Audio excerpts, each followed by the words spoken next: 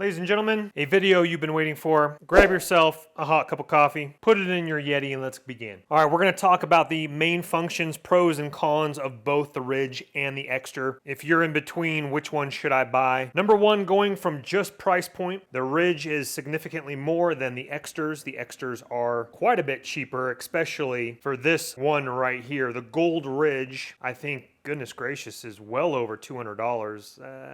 $250? I forget off the top of my head. This one is the Forged Ember, and this is absolutely sick. The color is beautiful. Now, Ekster does offer a Forged Ember as well. I actually have that video already up on the channel. I actually don't have that right in front of me right now. Gave that away to a friend. But Ekster is coming out with some sweeter colors as well than your typical mattes. And don't forget about their leather Ekster wallets as well. And before we go into the full comparison, in the description box right below the video is going to be the top link where you guys can read more about the wallet and pick one up yourself after the video is done. Now, a big plus for Ridge would be their colors. They're kind of ahead of the game on that. Both of them have money clips associated with it, clip-on or slip-on tabs, as we can see here, that go all the way around. This one right in front of us is the Apple AirTag aluminum. This is brand new by Ekster. This does add a little bit of size to it, as we can see right here,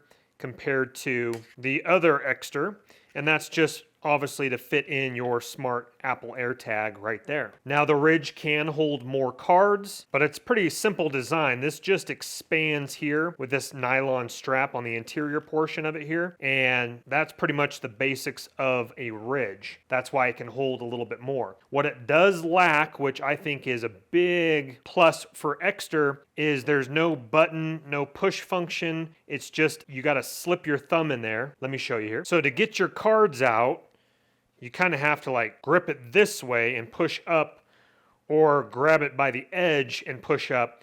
And then they don't really fan out, you know, because obviously it's just manual. So that's probably the easiest way to do a Ridge, is you just pinch it and pull it up like that. That's where I think the design definitely is lacking. Ridge needs to get to a second generation with a slide up function or something like that with a mechanical mechanism on the interior. This is where Ekster is way ahead of the game. How much cooler is a push button there? So you push this in, it fans all your cards out, boom. You grab your Home Depot card, you grab your license, you pop it in like that, boom. You can do it all the time, boom, boom, boom. You guys get the idea. Pushing it once, it hinges back, and you got your cards right here. Now, obviously, Ekster, you have a lower limit of cards due to that slide function, but I do have a full tutorial video on the Ekster, but you can put cards underneath the RFID blocking plate here. You can go to a wedding, you can remove the RFID blocking plate. Just having this here, you can put more cards in here, cash. It definitely gives you options, especially with the RFID plate. Now, that plate is not built into the technology like Ridge, so that's something definitely to keep in mind as well. Both obviously can carry cash, and right here in front of us, 1, 2, 3, 4, 5, 6, 7, 8. So that's kind of a lot. I don't think typically you would have that much, but let's show you a quick tutorial. The band goes up, pulls shut. Again, that's going to make the wallet pretty thick, so obviously you wouldn't have that much money in my personal opinion. And the Ridge, same thing, lifts up.